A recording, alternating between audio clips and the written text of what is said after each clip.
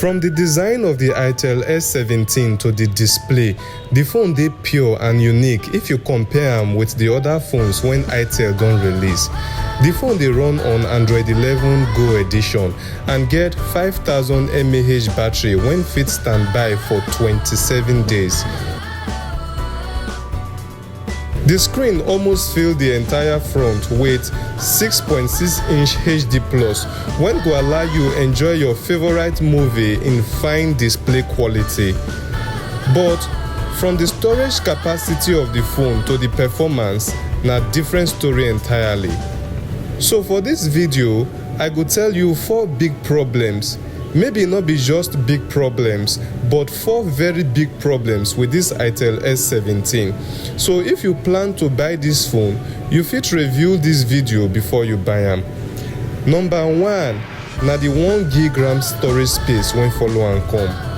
Yes, you hear me well, I no dey joke.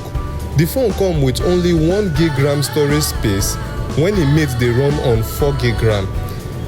Maybe I for not talk about am if Itel make am up to 2GB RAM.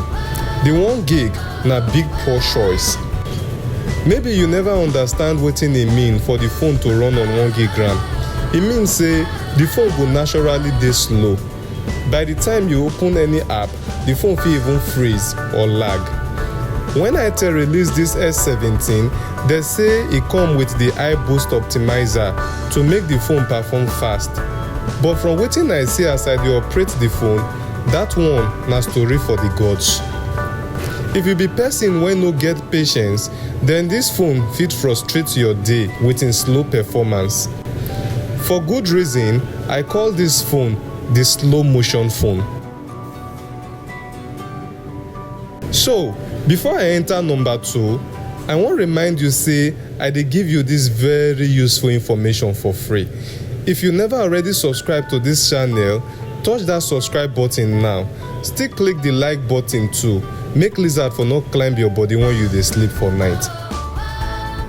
Number 2, not the correct phone for games. You dey like to play Ludo game or maybe football game. Since this phone dey run slow even when I never install apps, then e go run slower when you don install games. E mean double wahala for dead body. The games when you dey play for phones suppose fast pass you, but when you fast pass the game, e dey boring. Itel S17 go easily crash games and apps and go need you to restart frequently.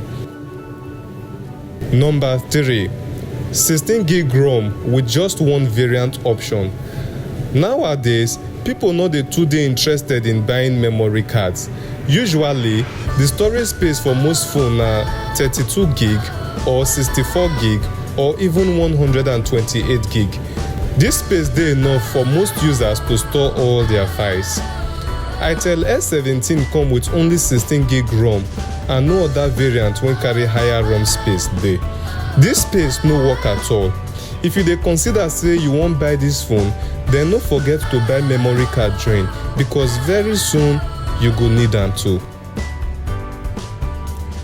Number 4, the phone quality.